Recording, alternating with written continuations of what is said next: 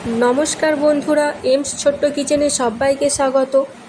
আলুর তরকারি খেতে আমরা কম বেশি সকলেই পছন্দ করি। লুচি হোক বা পরোটার সাথে এই নিরামিষ আলুর তরকারিটা খেতে কিন্তু বেশ ভালোই লাগে। এটা কোনো নতুন রান্না নয়, প্রায় সবাই সবাইয়ের বাড়িতে বানিয়ে থাকে। আমি কিভাবে এই নিরামিষ আলুর তরকারি বানিয়ে থাকি সেটাই আজ আমি আপনাদেরকে শেয়ার করব।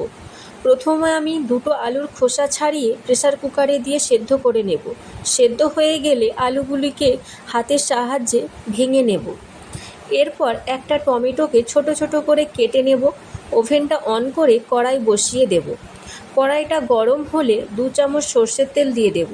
ফোড়নের জন্য দিয়ে দেব 1 চামচ 5 ফোড়ন, একটা শুকনো লঙ্কা, কারি পাতা।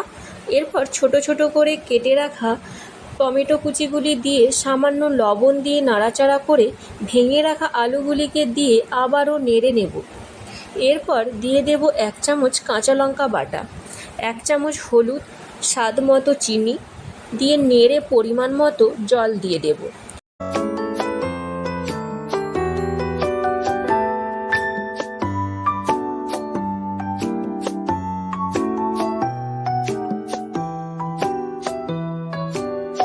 তরকারি হয়ে এলে 1 চামচ গরম মশলা গুঁড়ো দিয়ে নামিয়ে নেব।